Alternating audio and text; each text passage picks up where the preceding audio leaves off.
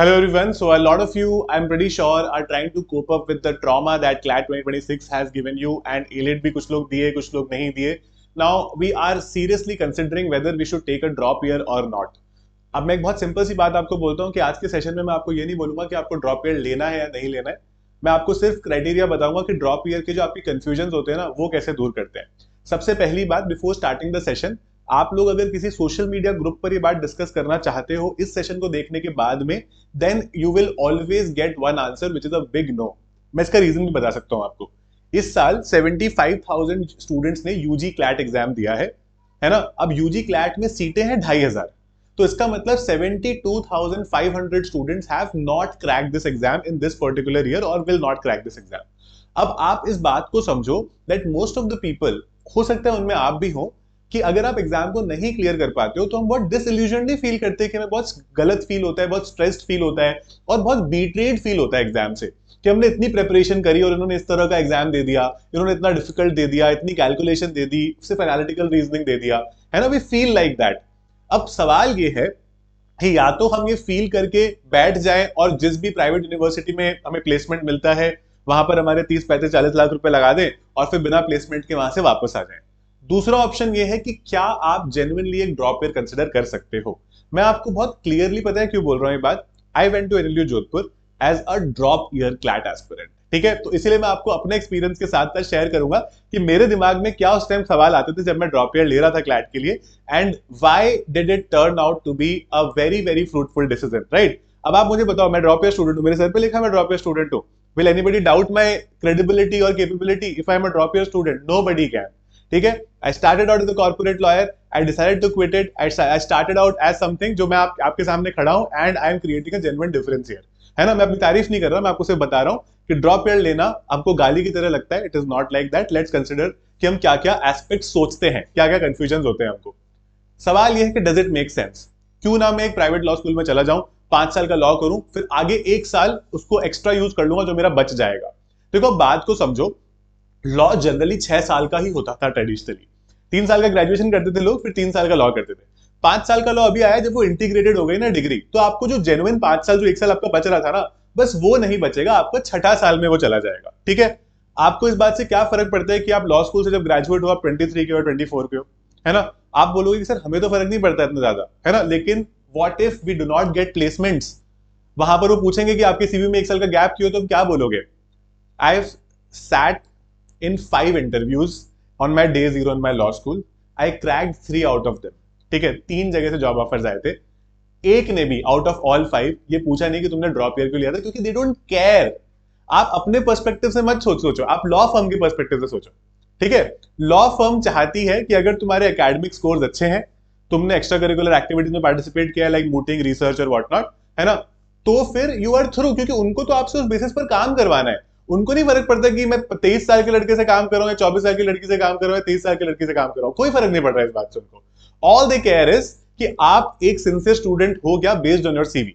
Simple. ना internship देते वक्त उनको कोई प्रॉब्लम है आपको as a drop year student, ना प्लेसमेंट देते वक्त कोई प्रॉब्लम है. They absolutely don't care, because उनका एक बहुत क्लियर मोटिव होता है व्हेन दे आर प्लेसिंग, कि आप ट्रस्टवर्दी हो या नहीं हो, आपने कॉलेज में मेहनत किया है नहीं किया, है ना.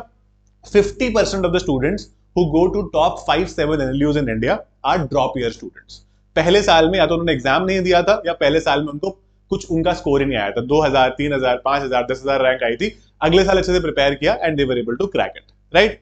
अब यहां पर समझो, what if I do not clear next year also. ये तो डाउट आ ही सकता है, क्लैट तो अनसर्टन है एकदम, है ना. कुछ भी इस बार सारे एनालिटिकल रीजनिंग के क्वेश्चन दे दिए, अगले साल कुछ और कर देंगे, है ना. How do I trust CLAT? I 100% agree with you. There is no entrance exam in India, चाहे वो कैट हो, चाहे वो क्लैट हो, चाहे वो आईआईटी हो, चाहे वो नीट हो, चाहे वो यूपीएससी हो, जहां पर आप पेपर को 100% प्रेडिक्ट कर सकते हो, उसके एग्जैक्ट क्वेश्चन टाइप को आप 100% प्रेडिक्ट कर सकते हो.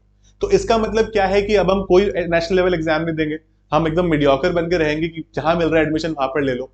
देखो मैं आपकी फीलिंग समझ रहा हूं. जब मेरा फर्स्ट टाइम क्लैट नहीं क्लियर हुआ था ना, मेरे को भी अच्छा नहीं लगा था, बिकॉज आई फेल्ट कि यार मेरे से हो सकता था या मैं कर सकता था, मैंने ठीक से नहीं किया, है ना. प्रिपरेशन ही नहीं की थी उस टाइम पे अच्छे से, तो मतलब मेरे को था कि यार मैं अच्छे से प्रिपेयर करके वापस से प्रिपेयर करके देखता हूं, है ना, let me just give it a try. It was always, I was always doubting my self. एक सेल्फ डाउट होता है ना, जब हम एक बार अच्छी प्रिपरेशन करके भी ना क्लियर कर पाए, या फिर एग्जाम देके ना क्लियर कर पाए, है ना. Some of you prepared hard, some of you prepared little bit, now want to prepare properly. तो क्या होता है कि जनरली एक सेल्फ डाउट आ जाता है कि ये जो हमारा गैप ईयर है क्या डिफरेंस क्रिएट कर देगा, है ना, क्या पता अगले साल भी ना क्लियर हो एग्जाम, तो ऐसा है।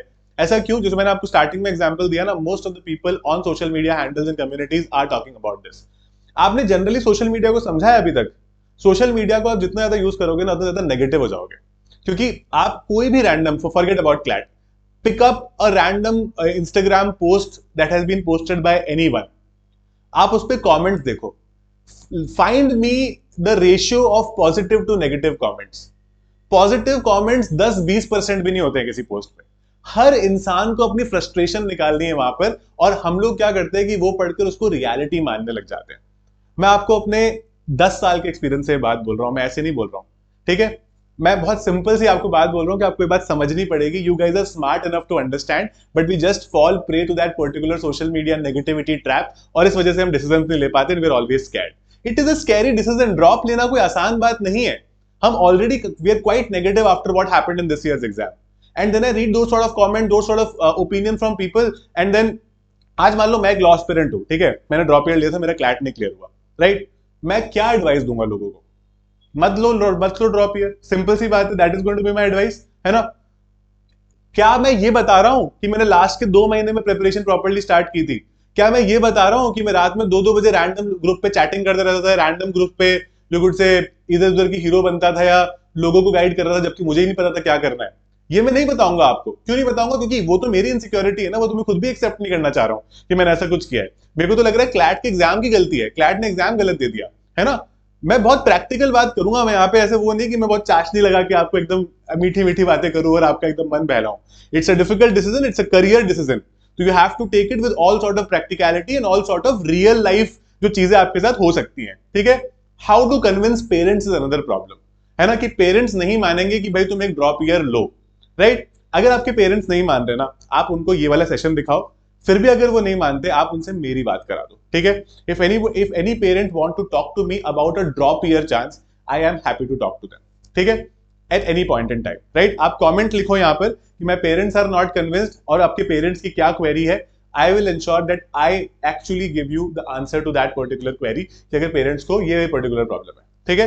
क्योंकि कुछ पेरेंट्स के पॉइंट्स में डिस्कस कर रहा हूँ। देखो, पेरेंट्स का ना बड़ा सिंपल माइंडसेट होता है ना, वो आपका बुरा तो चाहते नहीं है, बट उनका ये कहना है तेरा इस साल हुआ नहीं, क्यों?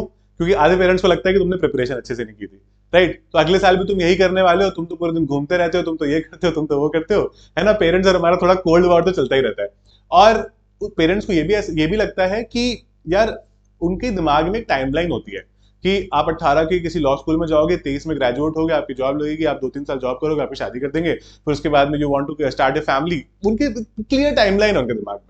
तो जब उनकी टाइमलाइन हिलाते हो ना आपकी, अच्छा नहीं, अच्छा ये 23 की जगह अब 24 में कॉलेज से निकलेगा, 25 में कॉलेज से निकलेगा, पूरी टाइमलाइन हिल जाती है, राइट? अब पेरेंट्स को पता ही नहीं है कि 23 में अगर आप किसी रैंडम, अगर 18 में आप किसी रैंडम कॉलेज में चले गए तो 23 में जॉब ही नहीं लगेगी, 25 तक तो जॉब ही नहीं लगेगी, कौन शादी करेगा, राइट? मतलब मैं आपको एक एग्जांपल देके बता रहा हूँ कि पेरेंट्स को आपको इस तरह से समझाना पड़ेगा कि इट इज नॉट इजी, है ना? लॉ में जो टॉप पेइंग जॉब्स है ना, वो पाना is not easy. You have to actually be, you could say, very good at certain things, and top law schools or top NLUs certainly help you with that, right? Now, more time is something that you really get to prepare for this exam, जो इसका pro है। मैं आपको pros और cons दोनों बताऊंगा, ठीक है?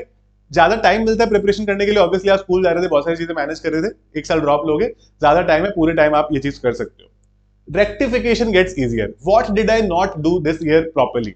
एनालिटिकल रीजनिंग प्रिपेयर सब करके गए थे ना, एक क्वेश्चन सब एक्सपेक्ट कर रहे थे, तो अगर एक की जगह 5 क्वेश्चन आ गए तो प्रॉब्लम क्या है? जब आपको एक क्वेश्चन सॉल्व करना आता है तो 5 क्यों नहीं आते? जस्ट बिकॉज मैंने जब पेपर को देखा ना, तो ये मेरी फीलिंग नहीं थी कि मुझे आता नहीं है, मेरी फीलिंग ये थी कि ये आ क्या गया। I was not expecting this and that is how I panicked. I have to introspect and try and understand, ठीक है? मैं यही बोल रहा हूं, आपके पास क्या है कि there is so much social media these days, there is so much hue and grey these days everywhere, कि आपको खुद का सोचने का टाइम ही नहीं है, right? Now for people who do not want to compromise, if you want to take a private law school, you can go to any private law school, not a problem. I'm not saying सारे private law schools खराब है ना? कुछ private law schools अच्छे भी हैं, right? Fees थोड़ी ज्यादा है बट ठीक है, अच्छे हैं। बट आप किसी रैंडम प्राइवेट लॉ स्कूल में जा रहे हो, कोई प्लेसमेंट का आपका सिस्टम नहीं है, कुछ भी नहीं है ना? Why would you want to go there? तो if you do not want to compromise, अगर आपको सिर्फ लॉ करनी है कहीं से भी, तो फिर आप डेफिनेटली ड्रॉप ईयर मत लेना। बट अगर आपको ऐसा लगता है कि नहीं, अच्छे से लॉ करनी है, प्रॉपर्ली इसको अच्छा करियर बनाना है अपने लिए, मैं 5 साल एनएलयू जोधपुर एक्सपीरियंस करके आया हूं, मेरे को एग्जैक्टली पता है कि मेरे को क्या क्वालिटी वहां पर सर्व की गई है। मुझे एनएलयू जोधपुर में लगता था कि क्या कॉलेज है यार, क्या क्या सिखाते रहते हैं, बिल्कुल बेकार। फिर मेरे को बाद में पता चला कि इतना बेसिक है कि आपने देखा ना, जो शहर के जो बड़े बड़े स्कूल्स होते हैं इंग्लिश मीडियम, वो बच्चों को बचपन से ही एक तरह से तैयार करते हैं, तो वहां के स्कूल में बच्चों को लगता है कि यार ये तो नॉर्मल ही है, ऐसा तो होता ही है, तो स्कूल ही बेकार है, तो ऐसी ऐसी चीजें कराते हैं। लेकिन अगर आप टाउन के इंग्लिश मीडियम स्कूल्स में देखोगे जहां से हम सब आते हैं, तो हमें लगता है यार ये शहर के बच्चे कितने होशियार है, हमको तो ये सब सिखाया ही नहीं था। This is the difference between a top NLU and any other random law school.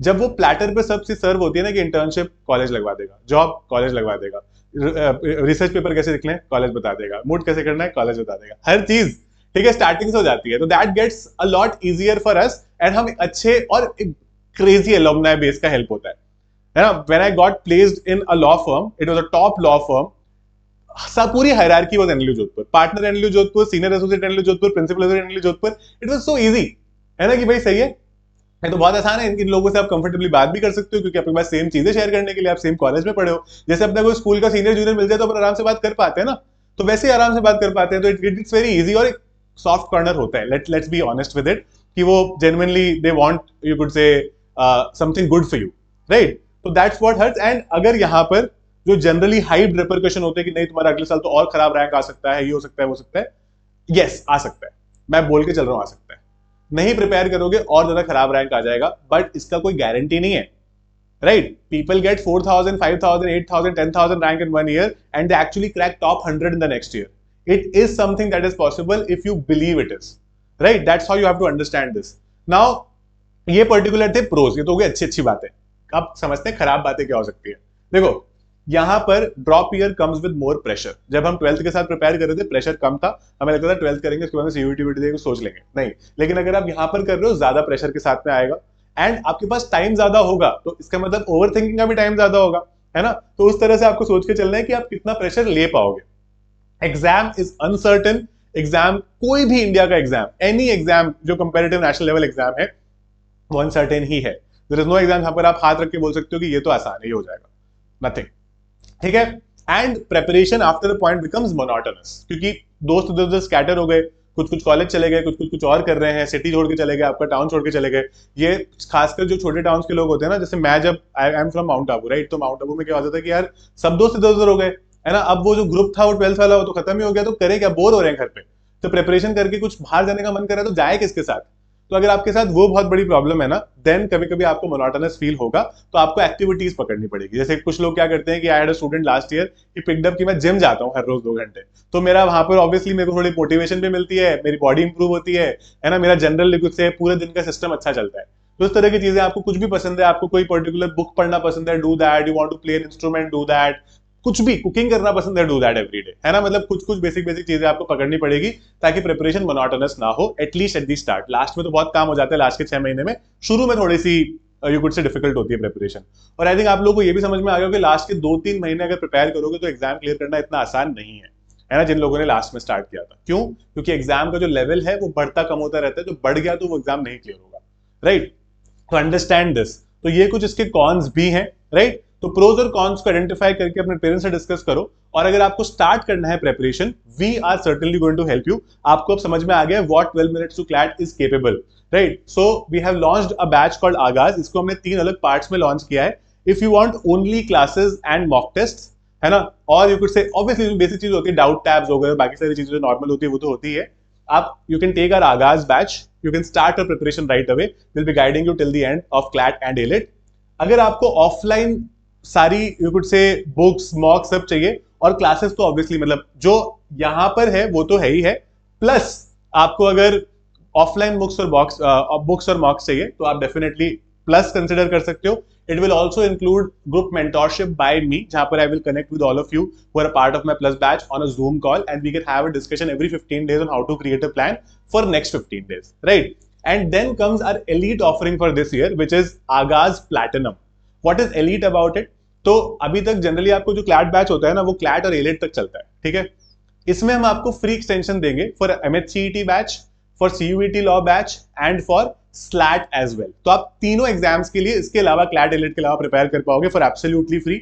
We are also going to give you a personal mentor, जिसने बहुत सारे स्टूडेंट्स को पहले गाइड किया हुआ है दैट पर्सनल मेंटोर के साथ आप 1-to-1 मीटिंग करोगे, अपनी प्रोग्रेस डिस्कस करोगे, आप कभी भी उनको टेक्स्ट करके बात कर सकते हो कि भाई this is the problem I have, can you please clarify this, and that person will be basically कह सकते हो कि आपका गाइड होगा, your agony aunt at every point in time in your preparation.